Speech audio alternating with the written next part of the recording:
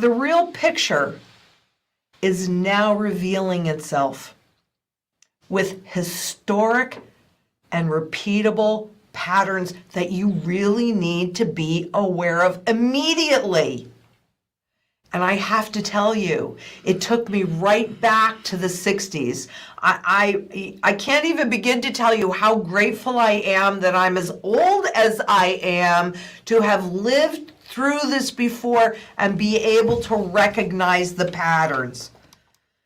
Because that's what helps you get prepared. And frankly, I would always rather be 2 weeks too early, 10 years too early. I don't care.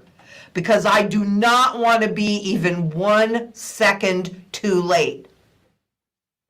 You think about when these markets have crashed, September 2008, did you know? No. But the central banks had a lot bigger balance sheet room to grow than they do today. And you guys know, because I've talked about this so much, that, you know, in the 60s and the 70s, well, there was a run on the dollar. But the normal person didn't see that. What they saw was the chaos in the streets. And I know a lot of people on TV are saying, well, this is the first time that's happened since 1812.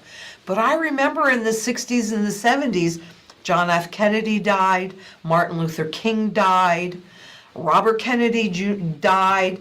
So these things are typical. All of the different chaos and the things that are happening today, that is typical of what happens during a financial system reset. And the government is trying to tell you, oh, this is only going to happen just one time, and this is going to fix everything. And of course we have to do it, because then of course we can export more, save our economy. I mean, it's garbage, people. It's garbage. So because there is so much garbage in the system, and their balance sheets are so high, it takes more, it's like a drug. It takes more and more of the drug to get you high. And will we see a hockey stick like we do in Venezuela? Yeah, probably. The purchasing power of the consumer dollar. Now they'll tell you, oh, the dollar is weaker or stronger against the euro or the bolivar or what have you. That is, again, just misdirection. Look over here.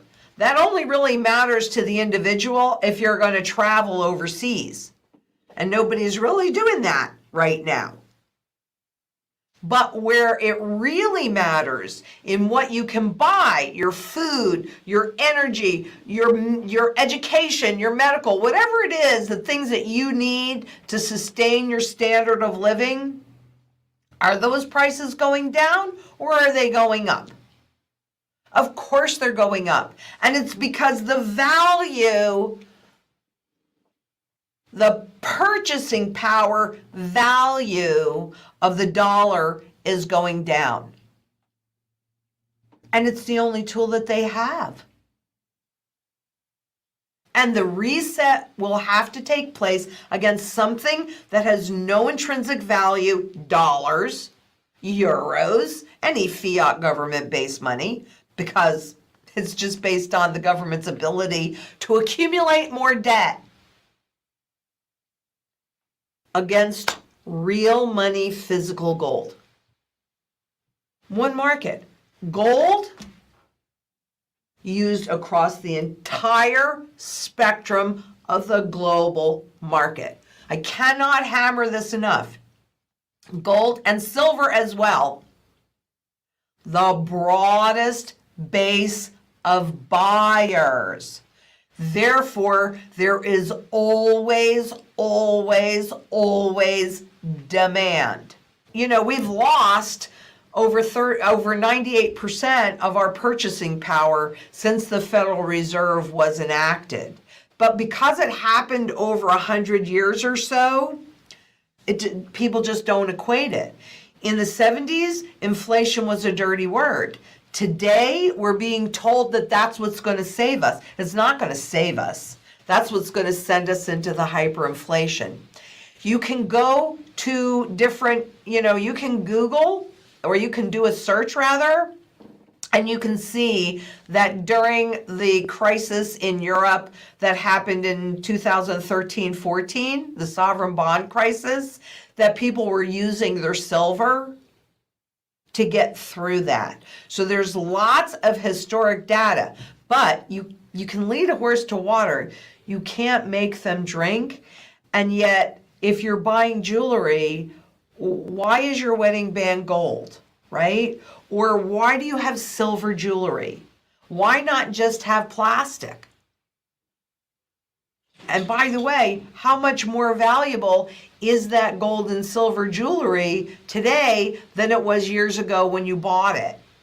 Is that because it's worth that much more? No, it's because the currency is worth that much less. I know that it's hard to see, and especially for the younger generation. It's not so hard for me because I was brought up in a time when we had silver coins in our possession. And I remember when they took the silver out of the coins. And I remember President Johnson actually saying, do not hoard them because we will manipulate the price of silver and destroy you. And he didn't say it quite like that. But again, you can do a search on President Johnson's speech when they took the silver out of the coins. And basically, he came out and said that they were going to manipulate the price. So if you attempted to hoard the silver, you were going to be in deep trouble. Well, when the currency is hyperinflating and going really, really quickly, and it's obvious to everybody, then who wants the currency? They'll be behind you raising the prices. Or online is even easier for them to change and raise the prices.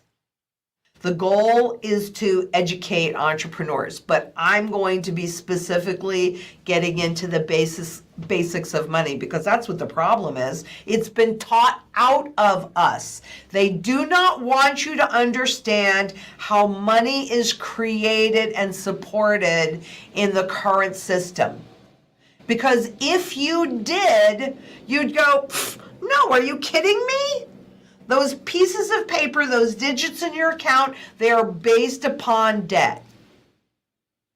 So I know it's hard for her to understand because she has not lived through it, but she can look at the countries that are living through it right now and seeing what they're attempting to do to survive. Because 90% of the population in Venezuela is in abject poverty. There is no middle class there. And I didn't say 100%. I said 90%. Don't you want to be in that 10%?